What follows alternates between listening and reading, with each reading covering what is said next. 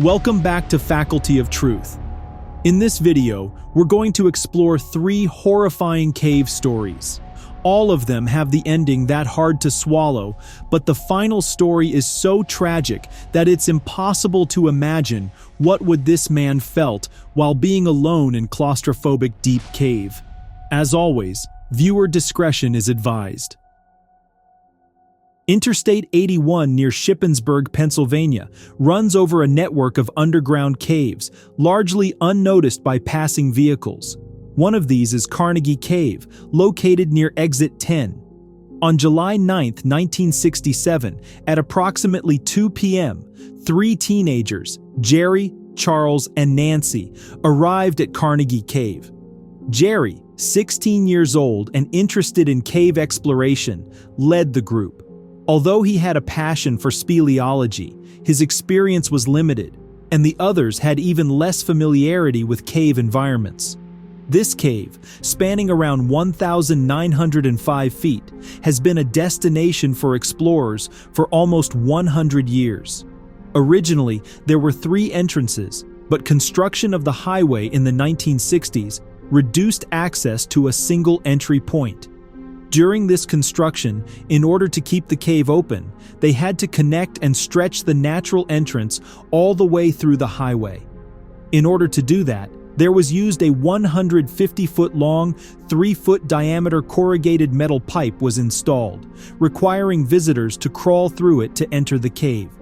The pipe runs just below the highway embankment, with traffic moving overhead, creating a unique, if somewhat eerie, entrance experience. Inside, the cave transitions from the pipe to a concrete chamber, leading to various passages ranging from 3 to 10 feet in height. Some lead to a 35-foot-high chamber with a pool, while others narrow into tight corridors. The cave's accessibility and moderate difficulty have made it a frequent spot for visitors, from amateur explorers to experienced spelunkers looking for a quick adventure. The trio carried only one flashlight, an oversight that would later prove critical. Crawling through the narrow drainage pipe, they passed 2 lit candles left by a previous group, a common practice to mark the way. Once inside, they began exploring, gradually moving further from the entrance and the muffled roar of the highway above. The tunnels varied in size, with some sections requiring them to crouch or crawl. Moisture dripped from the cave ceiling, and the air was cool, a stark contrast to the warm summer day outside. As they advanced deeper, their excitement grew, but so did the challenges of navigating in limited light. At 2:45 p.m., Jerry asked for the time, and Charles noted it was time to return. The group started making their way back, retracing their path through the cave's winding passages. As they neared the entrance, they noticed a faint, sweet smell in the air. Initially dismissing it as an odd cave odor, they soon realized the scent was growing stronger. When they reached the entry pipe, they were met with an alarming sight, a wall of flames completely blocking their exit. Smoke quickly filled the confined space, limiting visibility and making it difficult to breathe. The only way out was through the fire, but the intense heat made that nearly impossible. Using their sweatshirts for protection, they attempted to crawl through the inferno, but after making it only 30 feet into the pipe, the overwhelming heat forced them to retreat. They tried again with Charles leading, but the conditions remained unbearable. The fire had turned the metal pipe into a searing tunnel, and the thick smoke stung their eyes and lungs. Just recent cold metal empty pipe turned into closed oven that seems like get hotter and hotter. In the chaos, Charles made a quick decision to push forward, thinking it was his best chance to escape. Jerry and Nancy shouted after him, but within seconds, his voice disappeared into the smoke and flames. Realizing they couldn't follow, Jerry and Nancy had no choice but to retreat deeper into the cave, hoping to find air away from the thick smoke. Outside, black smoke billowed from the cave entrance, catching the attention of Simon Alleman, a local farmer. His wife immediately called emergency services while he ran to see what was happening. Firefighters arrived soon after, working to control the fire before attempting to enter the cave. Inside, Jerry and Nancy huddled together in the darkness, their flashlight growing dim. The cave remained a steady 59 degrees Fahrenheit, but the cold did little to calm their nerves. They had no way of knowing if help was coming or if they would have to find a way out on their own. After nearly 2 hours, distant voices echoed through the tunnels. Jerry and Nancy strained to hear, hoping rescue had arrived. They called out, and soon, flashlight beams pierced the darkness. Firefighters had reached them. After ensuring they were unhurt, the rescuers carefully navigated them through the winding tunnels and out of the cave. By a little after 6 p.m., both teens were safely outside, relieved but shaken. Earlier, at approximately 3:30 p.m., Simon had witnessed Charles stumbling from the cave entrance with his clothing on fire. Rushing to help, Simon extinguished the flames while Charles, in severe pain, repeatedly told him that 2 more people were still inside. Emergency responders arrived and transported Charles to the hospital. Although he had managed to crawl through the fire, he had suffered 2nd and 3rd degree burns across 60% of his body. Despite extensive medical efforts, Charles succumbed to his injuries a few days later. Firefighters investigating the cause of the fire discovered that the metal pipe leading into the cave had been coated with tar, a material that burns easily once ignited. While they couldn't pinpoint the exact cause, they suspected that a candle left near the entrance had either tipped over or burned down completely, setting the tar alight. Once the fire started, it spread quickly through the confined space, turning the narrow tunnel into a dangerous trap. After spending 30 years as a reconstructive surgeon in the United States, Dr. Alonso Amores moved back to the Philippines in 2001 and opened his own clinic. With more free time, he focused on his personal interests, with cave diving becoming his main passion. In 2010, at 64 years old, Alfonso took on a new challenge, exploring the underwater cave system beneath the Hinatuan Enchanted River. While the surface pool was well known as a scenic swimming spot, little was understood about the submerged passages below. His exploration, along with another diver, helped map out a cave system that soon drew interest from divers worldwide. The entrance requires a direct descent from the surface into a tight passage known as Bernil's Crawl, which is so narrow that only one diver can pass through at a time. Beyond that, the space opens into a vast chamber called the Mayor's Chamber, roughly the size of 3 tennis courts. The chamber floor reaches a depth of 171 feet, with another tunnel descending to approximately 285 feet.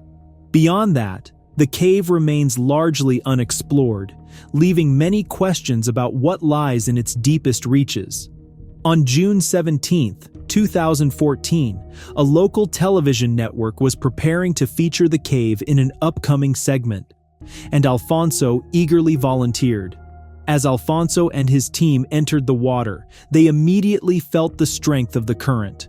One of the most notable and challenging aspects of the Hinatuan cave is its unpredictable and powerful downward current. The force of the water can make it relatively easy to descend, but exiting requires considerable effort, especially under unfavorable conditions. The narrow tunnel leading deeper into the cave acts as a suctioning tube, amplifying the current's strength, an element that has made the site particularly dangerous for divers. Even with their experience, navigating through the passageways required extra effort. Their goal was to reach the mayor's chamber, where they planned to stage extra air tanks for a future dive toward a deeper section known as Jonathan's Joint. Once they secured the tanks in place, they turned back toward the entrance. That's when they encountered the full force of the current. Moving against it was far more challenging than expected, demanding significant energy and increasing air consumption. The 2 younger divers managed to fight through and ascend toward the surface, but Alfonso struggled to keep pace. The water's force slowed him down, and at some point, he was unable to continue. When the 2 divers surfaced and realized Alfonso hadn't followed, they immediately alerted authorities. Given the cave's layout and the absence of air pockets, the chances of a successful rescue diminished by the minute. A specialized dive team arrived, carefully making their way through Bernil's crawl with the necessary equipment. They focused their search on the mayor's chamber, avoiding the deeper, unexplored sections due to the risks involved. After 8 hours, they found Alfonso's body lodged in a narrow section of the tunnel at a depth of 131 feet, pushed into a crevice by the current. Analyzing his air supply, it was determined that he had enough oxygen for multiple attempts to push through, but had ultimately exhausted his air while fighting the current. Alfonso's passing was a profound loss to both the diving and medical communities. He left behind a wife and 3 children, as well as a legacy of compassion, skill, and exploration. Although Next Story dates back several decades, it remains just as horrifying. Joseph Sakowski was born in 1908 in a small village in Poland. From an early age, he was known for his quiet determination, a trait that led him to pursue a life of religious service. He was ordained as a priest in June 1935 and soon moved to Warsaw, where he witnessed the growing political tensions that would soon lead to war. On July 25, 1945, he set out on a hike, carrying only a guidebook and a few essentials in his backpack. He told his sister he would be back by late afternoon, around 4 p.m. Along the way, he learned about Jaskinia Milna, a cave in the region known for its quiet and isolation. Drawn to the idea of exploring its depths, he decided to enter. However, Joseph wasn't aware that the cave was a complex maze of twisting, interconnected passages. Without proper preparation, navigating it was difficult. Explorers had to remember every turn or mark their path, as blindly venturing forward meant the risk of becoming disoriented and lost. Father Joseph stepped into the cave's narrow entrance, his single light casting a dim glow on the damp rock walls. The air was cool and still, carrying the earthy scent of limestone and moisture. He had no prior spelunking experience, but his curiosity pushed him forward. At first, the path seemed straightforward, wide enough to walk upright, with occasional uneven ground. But as he ventured deeper, the passages narrowed, forcing him to crouch, then crawl on his hands and knees. The cave's layout grew increasingly complex, with twisting tunnels splitting off in different directions. The smooth rock gave way to jagged formations, some sharp enough to scrape his hands as he pulled himself through the tight spaces. In some sections, he had to squeeze his body sideways through gaps barely wide enough for his frame, his body scraping against the walls. The silence was absolute, broken only by the sound of his breathing and the occasional drip of water echoing in the distance. At around 1,000 feet inside, he paused, his light flickering slightly. It was an astonishing depth for someone with no experience, but he had little sense of how far he had traveled. Every tunnel looked the same.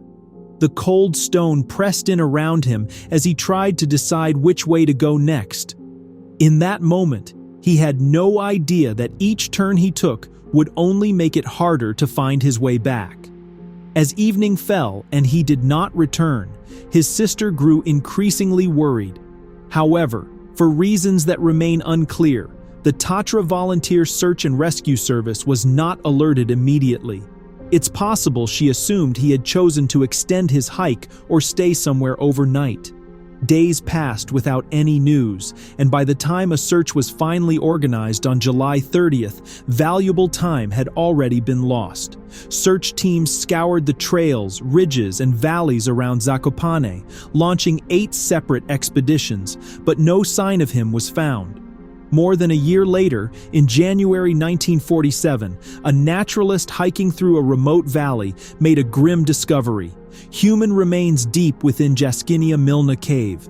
Given the cave's structure, it was no surprise that an inexperienced explorer could become lost. The system stretches about a mile in length, with twisting tunnels that force visitors to crawl, squeeze through tight spaces, and navigate passages with limited visibility. Jaskinia Milna maintains high humidity levels and temperatures ranging from 50 to 70 degrees Fahrenheit.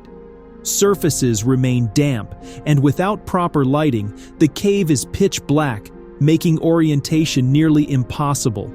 Today, visitors are strongly advised to wear helmets, carry multiple light sources, dress for cold and wet conditions, and mark their paths to ensure they can find their way back out. The search team confirmed the body belonged to Father Joseph. Evidence suggested that he had entered the cave with only one light source, which was already damaged before he entered.